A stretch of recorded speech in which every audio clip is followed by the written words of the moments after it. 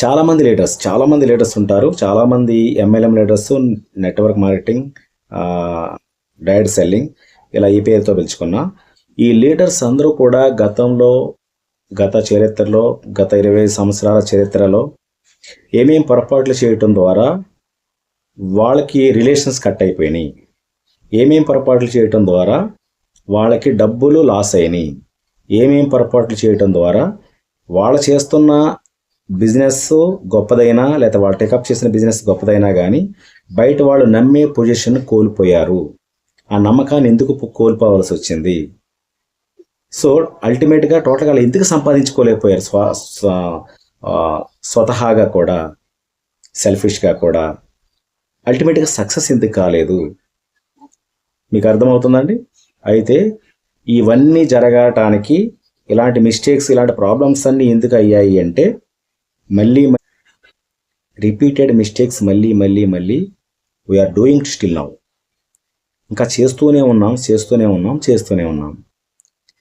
అయితే ఆ మిస్టేక్స్ చేస్తున్నంత వరకు కూడా అదే రిజల్ట్ వస్తుంది. ఏ రిజల్ట్? మనం మాట్లాడినటువంటి ఆబ్స్టాకిల్స్ ఏవైతే ఉన్నాయో, ఇష్యూస్ ఏవైతే ఉన్నాయో అవే మళ్ళీ వస్తూ ఉంటాయి. సక్సెస్ అనేది మాత్రం రాదు. ఆ మిస్టేక్స్ చేయటం అనేది, ఆ యొక్క డోంట్ మేక్ రిపీటెడ్ మిస్టేక్స్ అనేది ఏదైతే మన యొక్క చాప్టర్ ఎంచుకున్నామో ఆ రిపీటెడ్ మిస్టేక్స్ని మళ్ళీ రిపీట్ రానియకండి. దాని నుంచి కొంచెం నాలెడ్జ్ నేర్చుకోవాలి, పాయింట్ ఏదో పట్టుకోవాలి, మళ్ళీ అది రిపీట్ కాకుండా చూసుకోవాలి. వేలో వెళ్తున్నామండి, జారి పడుతున్నాం. సో అక్కడ ఏదో ప్రాబ్లం ఉందని కనిపెట్టి అక్కడ జారి పడకుండా ఎలా వెళ్ళగలగాలో నేర్చుకోవాలి. సో పద్దాకి వెళ్ళి జారి పడుతూనే ఉంటే ఎట్లా? అదే రూట్లో, అదే వేలో, అది కాదనమాట. సో నేనేమంటానంటే ఏ కంపెనీ అయినా సరే, ఏ ప్రాజెక్ట్ అయినా సరే, okay, which is the best, which is how to take అనేది తర్వాత, అది ఆల్రెడీ కొన్ని సబ్జెక్ట్లో మనం మాట్లాడాం. ఇక్కడ పాయింట్ ఏంటంటే ఏదైనా కంపెనీ మీరు టేకప్ చేసిన తర్వాత డోంట్ మేక్ రిపీటెడ్ మిస్టేక్స్. చేసిన మిస్టేక్స్ మళ్ళీ చేయొద్దు, అస్సలు చేయొద్దు. చేస్తే మళ్ళీ అదే రిజల్ట్ వస్తుంది. గతంలో తాలూకు రిజల్టే వస్తుంది. గతంలో తాలూకు రిలేషన్స్ కట్ అయిపోతాయి. గతంలో తాలూకు రిలేషన్స్ అన్నీ కూడా డ్యామేజ్ అయిపోతాయి. గతంలో తాలూకు డబ్బులు ఇన్వెస్ట్మెంట్ పెట్టి లాస్ అయిపోతాం. గతంలో తాలూకు మనకున్నటువంటి ఆ ఫేస్ వాల్యూ కూడా మైనస్ అయిపోతుంది.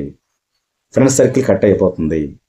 సో వాటిలో ముఖ్యమైనది, ఈరోజు మీరు ఒక కంపెనీ టేకప్ చేశారు అంటే వాటిని ఇగ్నోర్ చేసి మీరు how to go in the successful way అనేది పాయింట్ అనమాట. ఇక్కడ వాటిని ఎలా వదిలేయాలి, మీరు సక్సెస్ఫుల్ వేలో వెళ్ళాలంటే వేటిని ముఖ్యంగా వదిలేయాలి, ఇది ఈ వీడియో. అయితే ముఖ్యంగా ఏ కంపెనీ అయినా సరే, ఏదైనా సరే ప్రాజెక్ట్ మీరు టేకప్ చేసిన తర్వాత, ఈ రోజుల్లో అయితే, గతంలో అయితే నేను విన్నాను చాలా 1-2 వీడియోలు నేను ప్రస్తావించినట్టు గుర్తు.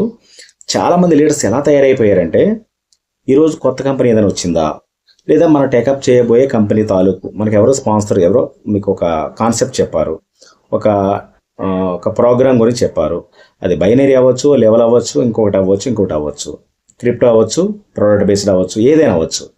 బట్ మీతో మాట్లాడేటప్పుడు వాళ్ళ దగ్గర నుంచి వస్తున్న మాటలు కానీ, లేకపోతే మీ దగ్గర నుంచి డిమాండ్ ఉన్న మాటలు కానీ, ఇవి మాత్రం ఉండొద్దు. వాటిలో ముఖ్యమైనది, సార్ ఐడియా బాగుంది, కంపెనీ బాగుంది, కంపెనీ చాలా బాగుంది, ప్లాన్ బాగుంది, ఇన్కమ్ బాగుంది, ఫ్యూచర్ బాగుంటుందని నమ్మకం కుదిరింది, అన్నీ సూపర్ సార్, చాలా బాగుంది. అయితే నా ఐడి మీరు కొంచెం మీరే పెట్టాలి, ఎందుకంటే నా దగ్గర అప్పుడు డబ్బులు లేవు. ఓకే, మీరు నన్ను బాగా ఫాలోఅప్ చేస్తున్నారు కాబట్టి, రోజు నాకు ఫోన్ చేస్తున్నారు కాబట్టి, రోజు నాకు మెసేజ్లు పెడుతున్నారు కాబట్టి, మీటింగ్ కట్టమని మీరు ఏం చేస్తారంటే నాకు ఒక ఐడి పెట్టండి. అదో 3,000 అవ్వచ్చు, 5,000 అవ్వచ్చు, 10,000 అవ్వచ్చు, 20,000 అవ్వచ్చు. నాకు ఐడి మీరు పెట్టినట్లయితే నా సంగతి తెలుసు కదా మీకు. అసలు నేను మామూలుగా చేయను, అసలు నా దగ్గర ఐడి పెడతాను, డబ్బులు అయితే లేవు. అంతకుముందు గత కంపెనీలో ఎలాంటి లీడర్నో మీకు తెలుసు కదా. నా టీము మామూలుగా కాదండి, 1,00,000 మంది టీంని మెయింటైన్ చేస్తా, 10 లక్షల మంది టీం మెయింటైన్ చేస్తా, 3 లక్షలు అల్టిమేట్గా నా వాయిస్ కోసం వెయిట్ చేసేవారు. అది నా బ్యాక్గ్రౌండ్. కానీ ఇది మామూలు కదండి, మీకు చూడక్కర్లేదు. నా సైడు మీరు చూడక్కర్లే. ఆ విధంగా నేను ప్లాన్ చేయగలుగుతా. మీరు చేయాల్సింది ఏంటంటే ఒక ఐడి నాకు పెట్టండి. మీరు 5,000 10,000 పెట్టండి, ఏమాత్రం చేయలేరా మీరు? మీకు మామూలు టీవీని ఏమనండి, వెర్షన్ గమనించండి, వే ఆఫ్ టాకింగ్ గమనించండి, ఆ ఐడియాలజీని గమనించండి, ఆ థింకింగ్ని గమనించండి. ఏమండి, బోర్డు ఎంతమంది టీం ఇస్తాను మీకు, నేను మీకు టీం ఇవ్వటం ఏంటి? అవకాశం నేను తీసుకుంటా, మీరు ఇచ్చారు, ఆ ప్రాజెక్ట్లో డీటెయిల్స్ తెలియజేశారు, ఒక అవకాశం తీసుకుంటా.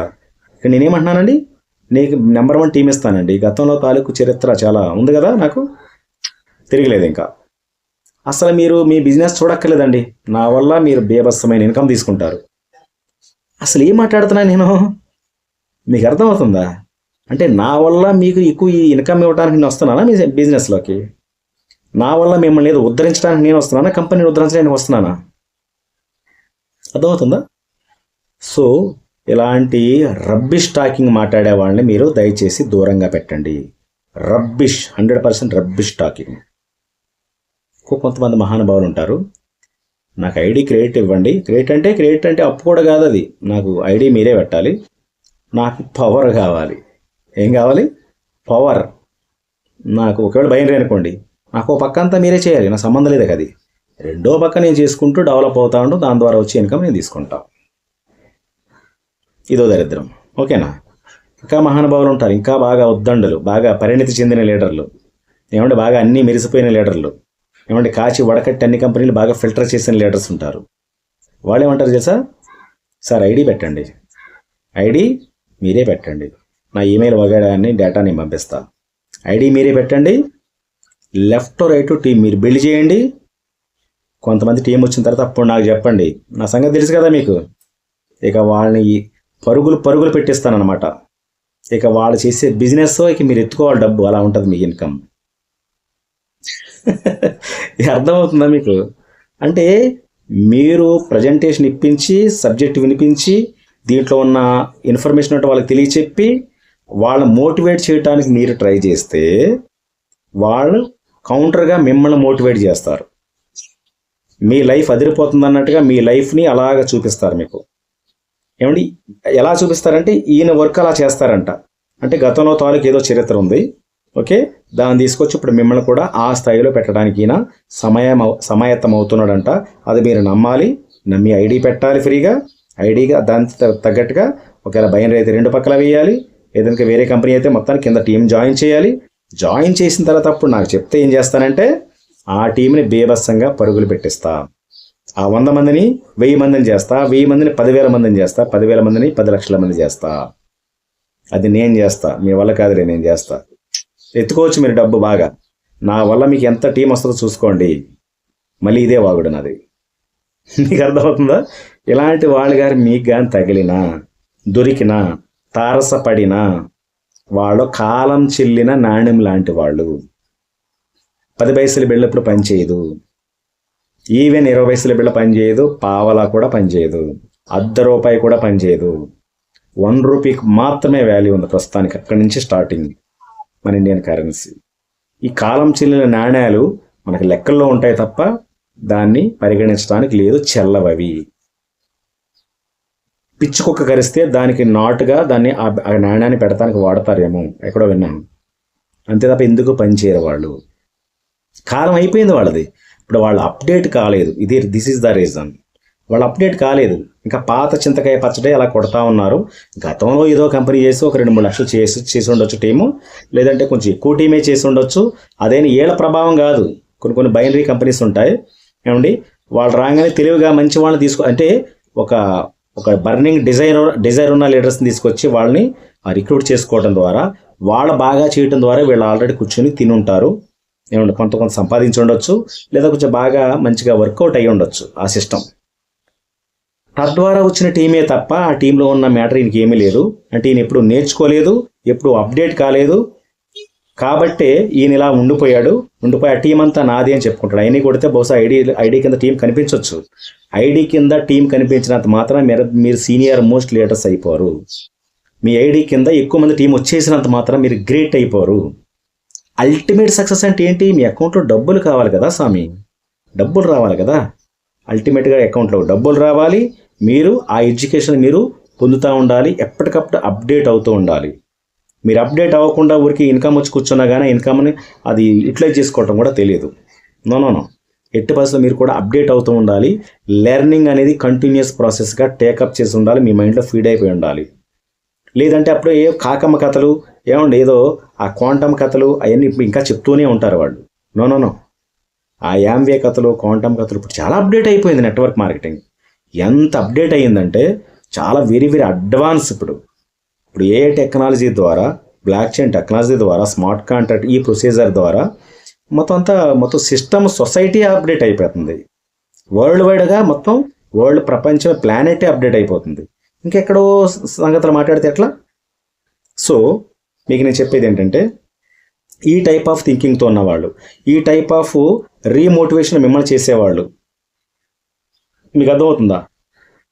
ఇంకా మిమ్మల్ని క్రియేట్ పెట్టమనేవాళ్ళు, మీ ఐడి వాళ్ళ ఐడి మిమ్మల్ని పెట్టమనేవాళ్ళు, కింద టీం జాయిన్ చేయమనేవాళ్ళు, లేదా ఒక పక్క మాకు పవర్ ఇవ్వండి అనేవాళ్ళు. ఈ కేటగిరీ అంతా కూడా శుద్ధ వేస్ట్. వాళ్ళు అసలు నాకు తెలిసి నెట్వర్క్ పనిచేయరు. కాలం చెల్లిన వాళ్ళు ఏదన్నా ఇంకా సక్సెస్ కాకుండా ఉంటే ఏదన్నా ఏటీఎం దగ్గర సెక్యూరిటీ గార్డుగా పోవటం బెటర్. ఇంత కఠినంగా ఎందుకు అంటున్నానంటే, సెక్యూరిటీ గార్డు తక్కువ అని కాదు నా ఉద్దేశం. వాళ్ళ మైండ్లో ఇంకా పాత సిద్ధాంతాలే ఉన్నాయి, పాత ఆలోచనలే ఉన్నాయి. ఇప్పుడు కొత్తగా అవుతున్న సిస్టంలో ఏ విధంగా వాళ్ళు సర్వైవ్ కావాలని చూసే ఆలోచన తప్ప లెర్నింగ్ మైండ్ ఉండదు. ఇప్పుడు అంతా మాట్లాడతారు కదా, సరే ఆ ప్రోగ్రామ్ ఏంటి చెప్పండి, నేను వచ్చి వింటాను, ఎవరు చెప్తున్నారు, ఇలా ఉండరు వాళ్ళు. నాకేం వినిపిస్తావు అబ్బా నువ్వు? నాకు ప్రోగ్రామ్ వినిపించే అంత మగోనివా నువ్వు? అంత సీనియారిటీ వచ్చేసిందా నీకు? నేనేంటి ఇక్కడ, నేను ఇన్ని కంపెనీలు చూసా నేను. కాబట్టి ఇప్పుడు నాకేం చెప్పక్కర్లేదంటే ఈయనకి అది చూడండి విచిత్రం. నాకేం చెప్పక్కర్లే. ఇలాంటి మైండ్ సెట్ ఉన్న వాళ్ళు ఎందుకు పనికి రాకుండా టైం వేస్ట్ చేస్తూ పోతారు. తద్వారా మీకు టైం వేస్ట్ అవుతుంది. ఇది పాయింట్, ఇది అండర్లైన్ చేయండి. ఇలాంటి వాళ్ళ ద్వారా మీకు టైం వేస్ట్ అవుతుంది. ఇలాంటి వాళ్ళ ద్వారా మీరు హోప్స్ పెట్టుకోకండి. ఇలాంటి వాళ్ళని నమ్ముకుని మీరు బిజినెస్లో ఫ్రంట్ లైన్గా అలాంటి వాళ్ళకి ఛాన్స్ ఇవ్వకండి ఎట్టి పరిస్థితిలో. బట్ ఎవరికి ఇవ్వాలి అది కూడా కావాలి కదా. ఎస్, ఇంత సొసైటీలు ఇంత ఉన్నాయి కదా, ఇన్ని రకాల కన్ఫ్యూజన్స్ ఉన్నాయి కదా, which is the good one, ఏది ది బెస్ట్ ప్రాజెక్టు అనేది అతనికి ఒక అవగాహన ఉండాలి. ఒకవేళ మీరు వినిపించేటప్పుడు కూడా శ్రద్ధగా విని అప్పుడు దీంట్లో ఉన్న హైలైట్స్ ఏంటో అతను కొంచెం మీతో షేర్ చేసుకోవచ్చు. ఇది ఎలా అదే ఎలా అని కొంచెం క్వశ్చన్లు అడగవచ్చు, మాట్లాడవచ్చు. ఆయనకు నచ్చితే ముందుకు రావచ్చు, నచ్చుకుంటే పక్కన పెట్టి సారీ బ్రో ఆల్రెడీ నాకు వేరే ఉందని చెప్పొచ్చు, లేకపోతే నేను దీని మీద ఇంట్రెస్ట్ లేదు తర్వాత చూస్తానని చెప్పొచ్చు. ఇది కదా జెన్యూన్ షేరింగ్ అంటే, ఇది కదా జెన్యూన్గా మనం ఉన్న సిస్టాన్ని ట్రాన్స్ఫర్ చేయటం అంటే. ఇలా చేయరని చాలామంది. ఇంకో నయం, మీరు ప్రాజెక్ట్ చెప్పిన తర్వాత అతను వచ్చి వాడి దగ్గర ఉన్న ప్రాజెక్ట్ని మీకు చెప్పే ప్రయత్నం చేస్తాడు. లేదా పలానా చోట ప్రాజెక్ట్ ఉంది, దీనికి డీటెయిల్స్ ఉన్నాయండి, ఆన్లైన్ క్లాస్లో ఉందండి, లేదా ఫిజికల్ క్లాస్ ఉందండి, రండి వినండి అంటే వాడు బుక్ పెన్ పుచ్చుకొని వస్తాడు. ఎందుకు? మీరు చెప్పేది విని రాసుకొని శ్రద్ధగా విని అర్థం చేసుకుని జాయిన్ అవ్వటానికి కాదు. వచ్చి అందరి దగ్గరికి పోయి నెంబర్లు నోట్ చేస్తూ ఉంటాడు. అందరి నెంబర్లు నోట్ చేసి ఇంటికి వెళ్ళిన తర్వాత వాళ్ళకి మెసేజ్లు పెడతా ఉంటాడు. మంచి కమ్యూనికేటర్ వీడు. దోచుకుంటాడు అనమాట. వేరే ఆల్రెడీ నలిగిన లీడర్స్ని అన్నింటిలో కూడా బాగా సక్సెస్ఫుల్గా వేలో ఉన్న లీడర్స్ అందరూ కూడా నేమ్లు తీసుకొని వాళ్ళకి రకరకాలుగా మెసేజ్లు పెడుతూ ఏమండి వాళ్ళ కాంటాక్ట్లకి తీసుకొని వీడేదో టేకప్ చేసిన ప్రాజెక్ట్ తీసుకొచ్చి వాళ్ళకి ఇంప్లిమెంట్ చేయడం, వాళ్ళని తీసుకొని జాయిన్ చేయడానికి ట్రై చేస్తాడు. ఇంతకీ బుద్ధిమాలిన పని ఏంటంటే ఇక్కడ అసలు ఈ ప్రాజెక్టులో ఏముంది, నేను చేసే దాంట్లో ఏదో ఉంది అనుకోవచ్చు కదా. వాడు నిజంగా పిలిచారు, మీరు ఆయన వచ్చారు విన్నాడు, అసలు నా దాంట్లో ఏదో ఉంది, దీంట్లో ఏదో ఉంది. ఈ రెండింటిని బ్యాలెన్స్గా చూసుకొని విచ్ ఈస్ ద బెస్ట్ అని చూస్ చేసుకునే క్యాపబిలిటీ అతనికి లేదా? కొంతమంది ఇలాగే ఉంటారండి. నేను పట్టుకున్న కుందేలికి 3 కాళ్ళు, నాదే కరెక్టు, నేను టేకప్ చేసింది అల్టిమేటు, నీది మంచి ఉన్నా సరే, నీ ప్రాజెక్ట్లో గుడ్ ఉన్నా సరే, నీ ప్రాజెక్ట్ యొక్క కంపెనీ బ్యాక్గ్రౌండ్ మంచిగా ఉన్నా సరే, నీ ప్రాజెక్ట్ యొక్క రెవెన్యూ షేరింగ్ ప్లాను సూటబుల్గా నాట్ హెవీ అంట్లా, బైనరీకి ఎక్కువ ఇచ్చే కంపెనీ మంచిదా? బైనరీలో పెయిర్ మ్యాచింగు ఏదైతే ఎక్కువ పేమెంట్ ఇస్తుందో అది గుడ్ కంపెనీ అని సెలెక్ట్ చేయొచ్చా? చాలామందికి ఈ విషయం తెలియదు. ఏదైతే ఎక్కువ ఇచ్చేస్తారో అది బెస్ట్ అనుకుంటారు. ఎక్కువ ఇచ్చి 2 నెల 3 నెలలో బోర్డు తిప్పడానికి రెడీగా ఉన్న వాళ్ళు ఎక్కువ ఇవ్వగలుగుతారు. దానికి ఒక ఉంది కదా, క్యాలిక్యులేషన్ ఉందిగా, దానికి ఒక మ్యాథమెటికల్ థియరీ ఉందిగా. దాని ప్రకారం ఇచ్చే కంపెనీలు మాత్రమే ఈవెన్ బైనరీ అయినా లెవెల్ అయినా ఏ కంపెనీ అయినా సరే నిలబడతాయి. ఇది గుర్తుపెట్టుకోవాలి. మీకు అర్థమవుతుందా? పర్మనెంట్గా ఉండాలి అంటే కొన్ని క్రైటీరియా ఉంది, దాని ప్రకారం ఉంటేనే నిలబడతావి. మీకు ఏది ఎక్కువ ఇచ్చేస్తే అది నిలబడదు. అందుకే కదా ఇప్పుడు పబ్లిక్ని బట్టి కంపెనీలు వస్తున్నాయి. ఇప్పుడు పబ్లిక్ యొక్క మెంటాలిటీని బట్టి కంపెనీలు డిజైన్ అవుతున్నాయి. పబ్లిక్ యొక్క నీడ్స్ని బట్టి వాళ్ళు ఏదైతే ఇంట్రెస్ట్గా ఉన్నారో దాన్ని బట్టి కంపెనీలు వస్తున్నాయి. మీ దగ్గర 10 లక్షలు ఉన్నాయా, పెట్టండి, రోజుకి ఎంత ఇస్తాం, వారానికి ఎంత ఇస్తాం. వీళ్ళు ఎలాగే చచ్చారు జనాలు. మీకు అర్థమవుతుందా? కానీ అలాంటి వాడు దీంట్లోకి వద్దు. అది నేనంట. డబ్బులు బాగా ఉన్నాయి, డబ్బులు ఉంటే నెట్వర్క్లోకి ఎందుకు ఇంకా మీకు? వెళ్ళి బయట ఏ షేర్ మార్కెటింగో ఏదో పెట్టుకోండి, లేదా మ్యూచువల్ ఫండ్స్లోనే పెట్టుకోండి. చక్కగా మంచిగా మీరు అంటే ఇక్కడ మొదలు పెట్టేవాళ్ళకంటే ఓ స్టెప్ ముందే ఉన్నారు మీరు. మీకు ఇది ఎందుకు? బట్ డబ్బులు ఉన్నా కానీ ఎస్, నెట్వర్క్ మార్కెటింగ్లో కాంపౌండింగ్ పవర్ ఉంది, ప్యాసివ్ ఇన్కమ్ ఉంది, సెకండ్ సోర్స్ ఆఫ్ ఇన్కమ్ అనేది నెట్వర్క్ మార్కెటింగ్లో ఉంది, as per bill gates words. ఏమండి, బిల్ గేట్స్ అదే చెప్పాడుగా, ప్రపంచంలో అత్యంత ఎక్కువ తీసుకోవచ్చు, కాంపౌండింగ్ పవర్ ఉంది, ప్యాసివ్ ఇన్కమ్ ఉందంటే నెట్వర్క్ మార్కెటింగ్ అనేది ఒప్పుకున్న వ్యక్తే కదా. సో అలాంటి మైండ్ ఉందా? వచ్చి వర్క్ చేయండి, వర్క్ చేసి ఇన్కమ్ తీసుకోవాలనుకోవాలి తప్ప ఏదో అదృష్టం వచ్చి మీద పడాలి, నా కింద మంచోడు పడాలి, మంచోడు పడితే వాడి ద్వారా ముందుకెళ్ళిపోవాలి, తద్వారా నేను గెయిన్ అవ్వాలి. ఇవన్నీ కూడా పాత చింతకాయ పచ్చడి, గతంలో తాలూకు చరిత్ర తాలూకు ఆనవాళ్ళవి. మీకు అర్థమవుతుందా? ఆ చరిత్రలో ఉన్న తాలూకు ఆనవాళ్ళని ఆ చరిత్రలోనే కలిపేయండి. ఇప్పుడంతా 2025లో ఉన్నాం. 30 సంగతి ఏంటి, 35లో ఎలా అంటాం, 40లో ఎలా ఉంటాం, అంతకుమించి ఎక్కువ వద్దు. అక్కడి నుంచి ఆలోచించినా కానీ మీకు టైం వేస్ట్, వృధా. ఇంకా చెప్పాలంటే ఎంఎల్ఎంలో మల్టీ లెవెల్ మార్కెటింగ్లో ఒక 3 నుంచి 5 ఇయర్స్, నేను అదే చెప్తా స్పాన్. ఈ 3 to 5 ఇయర్స్ స్పాన్లో అసలు దీంట్లో అంతేంటో చూసేయాలి. దీంట్లో మొత్తం హై లెవెల్ ఎంతవరకు పీక్ లెవెల్ ఉందో అంతవరకు చూసేసేలా ఉండాలి. ఫైనల్గా దీంట్లో ఫైనాన్షియల్గా సెట్ అయిపోయేలా ఉండాలి. అలా ఉంటేనే అలా టేకప్ చేయండి, అలాగా తీసుకోండి. అంత బర్నింగ్ డిజైర్తో వర్క్ చేయండి. 3 to 5 ఇయర్స్లో సెటిల్ అయిపోండి. అయితే అలాగే చేయండి, లేదంటే దాని జోలికి రావద్దు అసలు. అంటే ఇలా చేయకపోతే మీకు ఇది అర్థం కాలేదని అర్థం, కాంపౌండింగ్ పవర్ అర్థం కాలేదని అర్థం. ఇలా చేయకపోతే మీకు ప్యాసివ్ ఇన్కమ్ పవర్ అర్థం కాలేదని అర్థం, సెకండరీ ఇన్కమ్ సోర్స్ యొక్క వాల్యూ మీకు తెలియదని అర్థం.